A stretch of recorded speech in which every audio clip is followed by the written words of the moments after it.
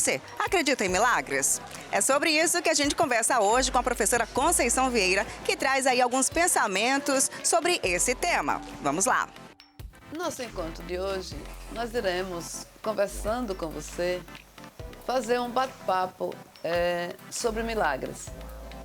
Então, no mundo atual, um mundo tão conturbado, um mundo tão eletrizante na sua relação com o outro, na sua relação com as coisas, na sua luta pela sobrevivência, há espaços para refletirmos alguns instantes sobre milagres. Milagres, eles existem no mundo atual. Se nós formos para a concepção da palavra, iremos ver que os milagres estão associados a alguma coisa extraordinária, alguma coisa muito diferente, alguma coisa que foge ao conhecimento e às explicações da ciência tradicional. Se algo fugiu dessa concepção, da sua capacidade de explicar à luz da ciência ou do conhecimento, atribui-se a esse fenômeno um milagre. E existem inúmeras coisas que hoje nós estamos tendo dificuldades, como existiram em todas as épocas. Dificuldades de explicação à luz dessa ciência, vamos dizer assim, exata. Mas essa concepção de ciência também tem mudado. Então coloquemos ela entre aspas. De que ciência nós estamos falando? A ciência que comprova as coisas em laboratório? A ciência tradicional do século passado? Nós estamos falando da ciência, um conhecimento absoluto, que nós vamos abstraindo de acordo com as nossas convivências, de acordo com as nossas pesquisas, de acordo com cada caminhada e descoberta que nós vamos fazendo dentro desse imenso conhecimento geral, universal, que é a ciência. Então, nessa concepção, nós poderemos dizer que os milagres também poderão ser explicados.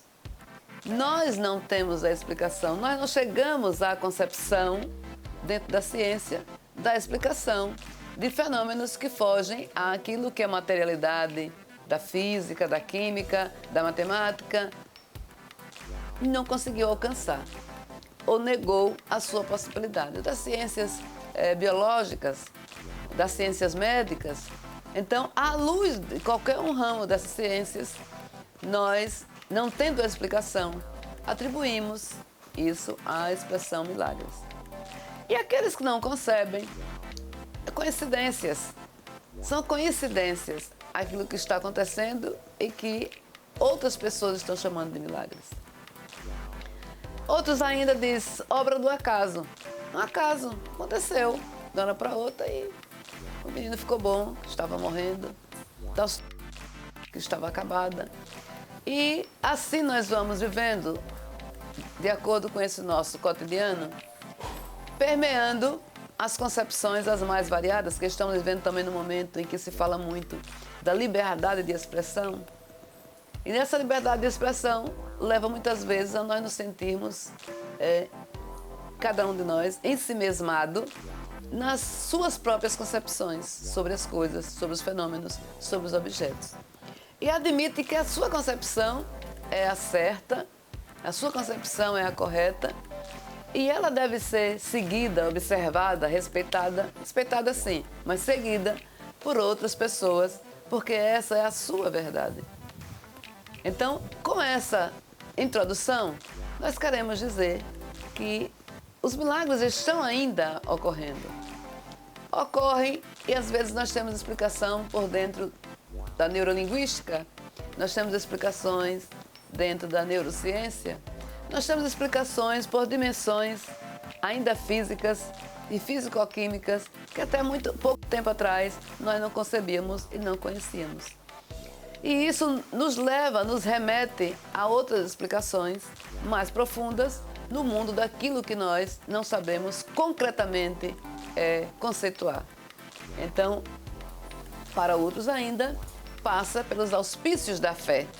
Então, todas essas concepções margeiam, permeiam a concepção da palavra milagres. Mas vejamos como pensam as pessoas. Como sempre, vamos ao centro da cidade saber o que a galera pensa sobre isso. Eu acredito em milagres, inclusive agora é um milagre, né? O fato de a gente ter acordado hoje, de estar aqui agora é um milagre. O milagre acontece o tempo inteiro. Mas eu posso citar um do meu filho, que apareceu com uma gordura na barriga. E aí a gente ficou muito preocupado, imaginamos que fosse um tumor. E graças a Deus não foi, e deu tudo certo. É como eu costumo sempre falar, amiga. Todas as vezes que eu acordo, eu falo com Deus, eu faço a seguinte oração. Senhor, eu não sei o dia que eu terei hoje, mas o Senhor que vê o que eu não vejo e ouve o que eu não ouço, me coloque e vá na minha frente. Sempre eu faço essa oração. É por isso que eu creio que a vida é um milagre, entendeu? Então, varia de pessoa a pessoa o conceito sobre milagres. E nós vimos esse conceito amplo, né, trazido agora pelo nosso colaborador. Então, de reconhecimento à vida através da concepção de milagres. Mas ele não precisa ser sempre sobrenatural. Esse exemplo que ele dá. Não é sobrenatural. Pode até ser considerado o cotidiano, o dia a dia. Então, pode estar o milagre no sobrenatural. Pode estar o milagre no cotidiano do dia a dia.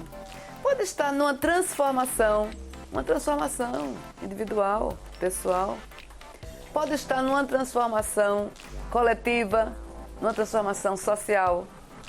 Como assim? Então, o milagre pode ocorrer numa transformação de cura, numa transformação geral e numa transformação de saúde, em cura.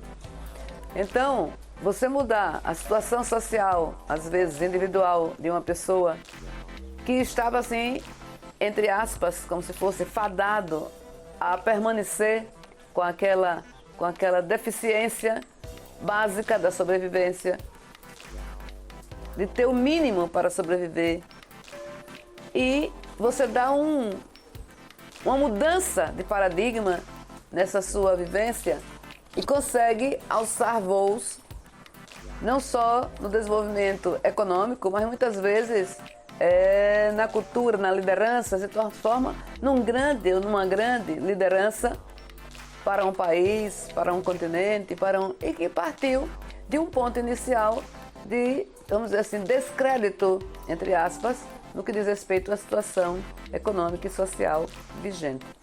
Você pode ter uma transformação social. Um país que, suponha, 30, 40, 50 anos atrás, estava naquilo que nós chamaríamos de bancarrota. Mas a força necessária, a energia empreendida por todos e todas dentro daquela sociedade, dentro daquele território, dentro daquele país, e uma liderança forte e expressiva, capaz de lidar com a materialidade mais sutil, com a energia coletiva do inconsciente, também coletivo daquela nação, e lhe levar a operar espécies de milagres e de mudança total na caminhada desse povo. E em 30, 40, em 5, 3, 4 décadas, a mudança ocorrer de uma forma admirável, de uma forma quase que sobrenatural. Então, esse país se tornar lideranças em determinados aspectos, em determinados segmentos da sociedade. Nós temos exemplos muitíssimos voltados a essa concepção do que nós estamos falando agora. Nós temos países, para não citar uns e não citar outros, e fazer da minha fala algo tendencioso a esse ou aquele modelo político-econômico, nós queremos apenas convidá-las e convidá-los a refletirmos sobre que exemplo de países nós temos percebido mudanças assim, transformações sociais quase que imediatas, porque foi em curto espaço de tempo. Então, e as curas físicas, né? As curas. Então, alguém que às vezes dentro da medicina foi considerado morto, perdeu a vida, perdeu a capacidade cerebral, pararam os seus órgãos, parou o seu coração. Se fala pouco dessas coisas, mas aqui e acolá, a boca miúda, se ouve muitas expressões que nos lembram isso, que nos falam disso. Fatos de pessoas a pessoas que relatam que alguém foi tido como morto, com a vida extinguida, e de repente há um impulso de uma retomada, outros uma enfermidade desenganada pela medicina. E aí passa pelos agentes da ciência a preocupação em não desdizer aquilo que disse, passa por uma concepção normal da vaidade humana, da nossa vaidade, né? Da vaidade de nós, pessoas humanas, em não termos a explicação para aquele fato e aí às vezes não queremos conceber. Mas tudo isso nos leva e nos remonta à existência, sim, de sabedoria, de ciência e de fatos e fenômenos além do que a nossa filosofia e a nossa ciência estão capazes de explicar até agora. Mas agora também, às vezes, querem me perguntar. Vamos ver o que aqui me perguntam. Professora Conceição, eu gostaria de saber o que é que você acha sobre o milagre e se já aconteceu algum na sua vida também. Se eu acredito nos milagres, se eu passei por algum milagre. Então, nós temos experiências nas nossas relações, né, afetivas, pessoais, de pessoas, sim, que já foram desenganadas totalmente, né, pela ciência médica e ter uma mudança drástica de energia vital. Então, pessoas que às vezes, até na própria medicina, é encontrado como se fosse com um caroço, vamos dizer assim, popularmente, para ser entendido, um tumor. E há um diagnóstico em cima daquele fato. E muitas vezes, meses depois, aquela pessoa retorna a exames semelhantes, às vezes até mais profundos do que os primeiros, e não é detectado aquilo que existia antes. Ora, e isso parte para essa variação de concepção. Os que acreditam, os que admitem e aqueles que negam. Isso não existe e tal, foi alguma coisa. Então, esses fatos ocorrem no dia a dia. E acho que as transformações sociais passam também, e os milagres sociais, passam também por lideranças fortes. Então, há esses modelos de milagres que nós falamos até agora. Mas há também aqueles que têm a energia capaz de transmutar lugares. Um exemplo, um Gandhi na vida, que com a sua aparente, então, a quietude física não significava que ele nada estava a fazer. A tranquilidade no seu semblante de resistir à violência inglesa sobre ele, sobre os seus irmãos, sobre a sociedade indiana, não lhe impedia a pecha de que ele nada estava fazendo, de que era um sonhador, de que tinha preguiça, que para alguns significava isso. Mas ali trabalhava intensamente em outras dimensões bem mais sutis, com a capacidade de amar imensa, e hoje a neurociência nos mostra. Então, aquilo que nós poderemos estudar no nosso cérebro, desencadear no nosso cérebro, os hormônios que são capazes de serem gerados e disseminados na nossa corrente sanguínea, né, no corpo de cada homem, de cada mulher, e isso lhe criar estados de prazer, de felicidades, de paz ou de violência, de raiva, de furor. Então, se nós fizermos ligações com tudo isso hoje à luz da ciência, colocaremos em paralelo às questões da fé, às questões do sobrenatural, até nós conseguirmos, com essa evolução, com essa percepção cada vez maior, fazermos as explicações e entendermos de que não há distância, não há uma ruptura, mas há uma passagem entre o que é matéria, o que é ciência exata e o que é ciência natural, o que é ciência sobrenatural, o que é energia. E assim nós caminhamos à procura dos milagres. E por falar em milagres, eu quero me reportar, eu gosto de falar da situação atual, de como nós estamos entendendo as coisas no mundo atual, de como o acúmulo da história nos remete a concepções desse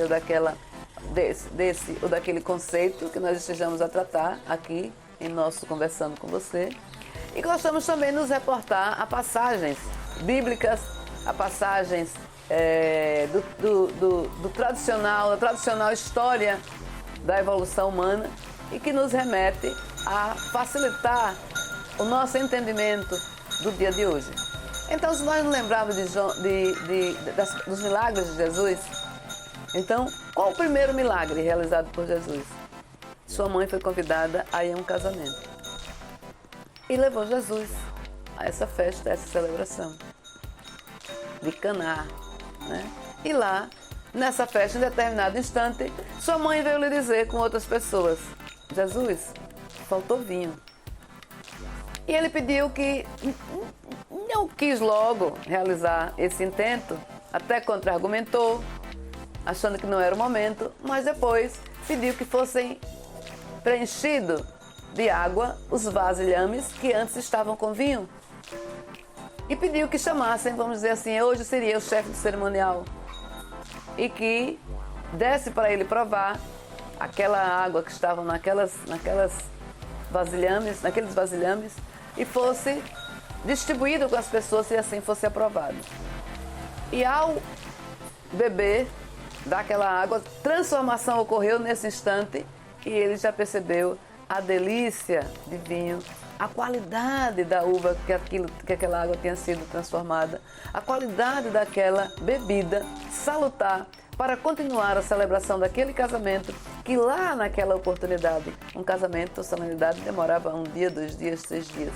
Bom, esse é um milagre muito, muito forte e um milagre que diz respeito a você transformar uma coisa em outra. Então você mexe com uma química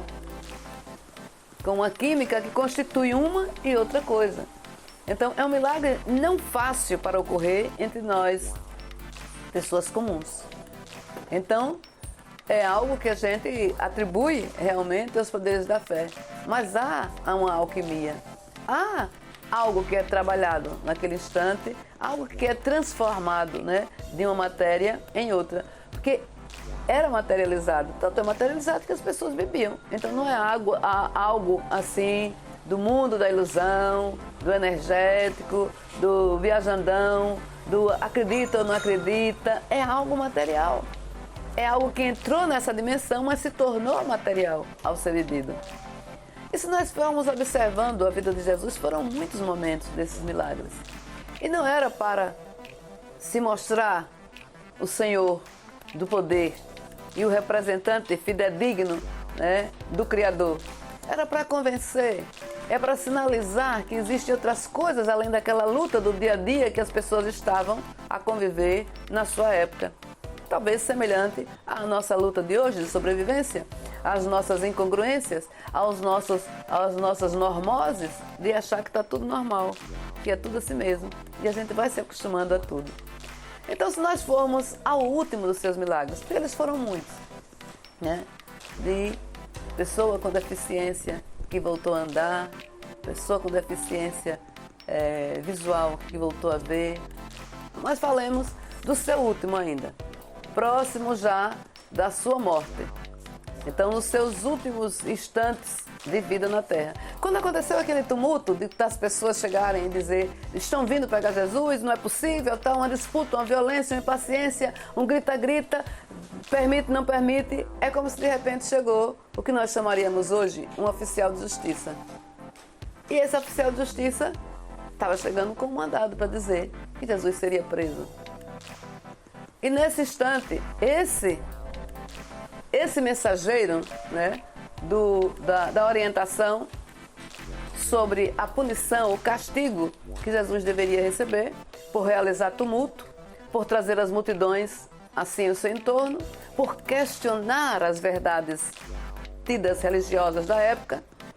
Então, por respeitar mais os flagelados, os necessitados do que os doutores da lei, então Pedro se impacienta e se irrita e fala brusco com aquele mensageiro, saca da espada e corta a orelha direita desse oficial de justiça.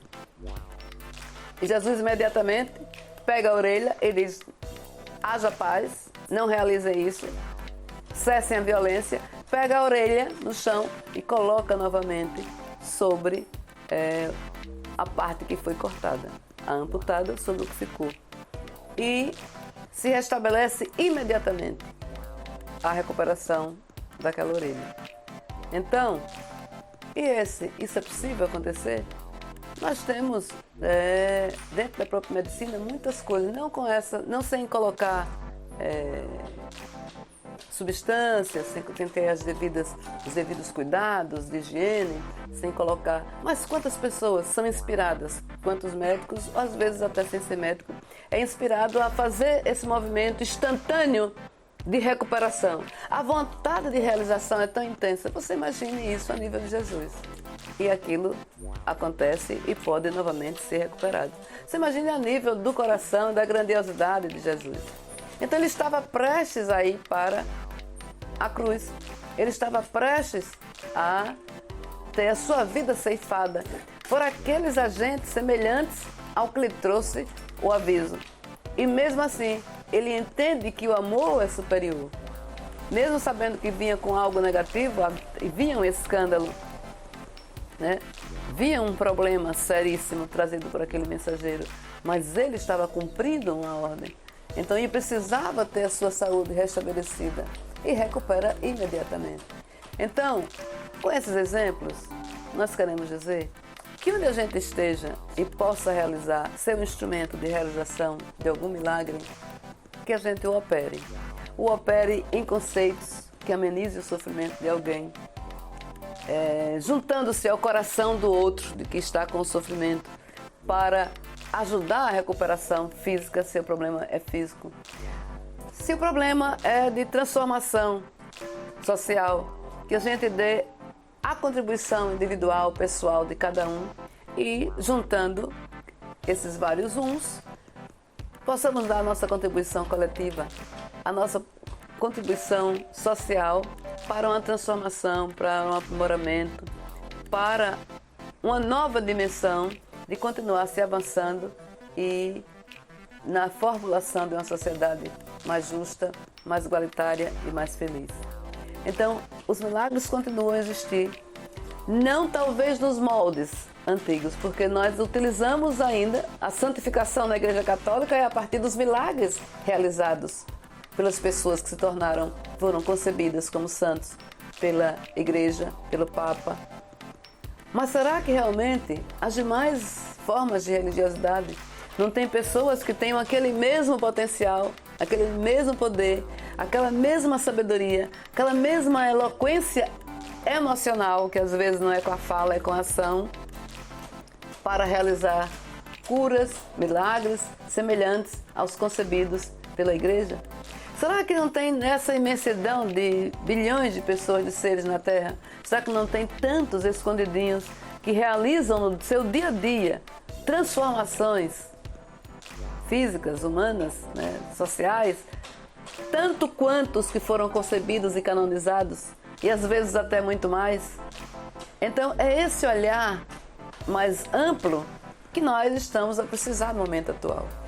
Então essas coisas aconteciam com alguém que tinha realmente uma vida reta, uma vida exemplar em determinado momento da história, uma vida que se distinguia dos demais homens e mulheres da sociedade.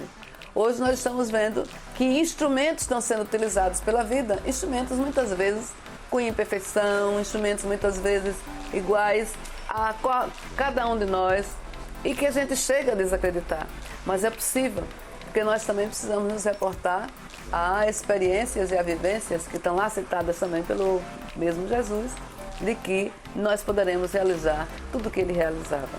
Então o caminho é muito longo e nós precisamos ir lentamente treinando essa caminhada de entrarmos em conexão com essa materialidade mais sutil, sermos capazes de operar intensamente milagres cada dia mais, porque com esses métodos, com essa forma, com essas mudanças interiores que acontecem em cada indivíduo e na sociedade, nós nos aproximaremos cada vez mais do que se chama o desenvolvimento humano.